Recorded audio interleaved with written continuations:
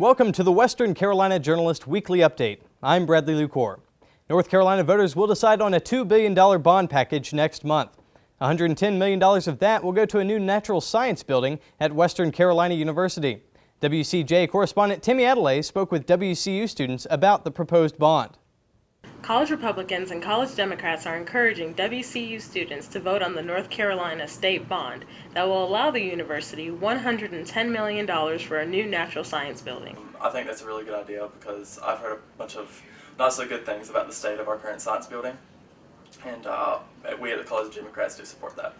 Overall, this is going to help us tremendously. We all hear about the new building, the new natural sciences building, and that's going to be paid for through this bond. There's no reason that we shouldn't take this. After we spoke to them, we spoke to students on whether or not they knew about the bond and its effect. I am a nursing major, so I believe that for medical students especially, it's really important to have the most up-to-date equipment and the most up-to-date technology because that's what we're going to be working with in our field. They don't have handicap accessible doors, and that's unacceptable. I had class in natural science building before, and it's pretty old and it needs renovations. Majority of the students interviewed think renovations toward the natural science building are needed. Voting takes place on March 15th, the same day as the North Carolina primary. Western Carolina University's Student Government Association is sometimes known as a secretive organization. With us now to expand on that is SGA President Hank Henderson. Thank you, Bradley. That is something we do here commonly, and I think there's a misconception between secretive and what we do.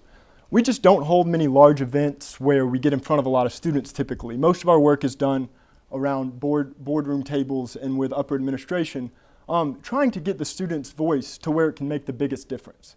So it can appear that we're being secretive, but in fact, we're just not in the student's face as much as other organizations. Why not? Because we focus more on putting the student's voice where it can make a difference. We do hold events throughout the year. For instance, the Tailgate concert, Matt Stillwell, we sponsored that.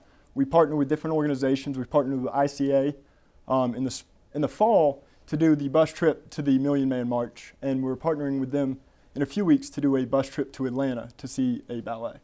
So how are you planning on making more outreach, or are you? We actually this semester have a forums planned to look at the academic side of our education, get students honest feedback. We do this best by going into the dorms and having them fill out about a one-page survey.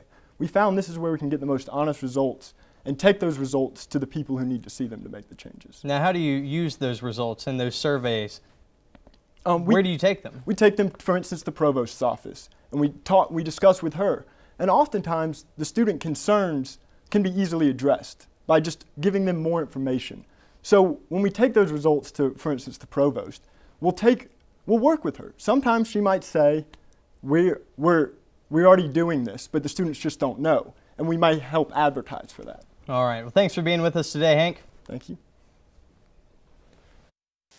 This campaign has been a movement from millions of Americans across this country to organize, to rally, to come together. Whatever Washington says, they cannot keep the people down.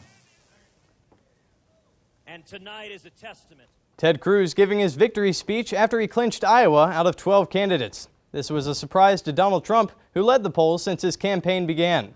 Trump came in second, and Marco Rubio gained momentum in third. Democrat Hillary Clinton declared victory Monday night as Bernie Sanders said they were in a virtual tie. The final tally came in Tuesday morning, giving Clinton the official win. Republican candidate Mike Huckabee and Democratic candidate Martin O'Malley ended their campaigns Monday night.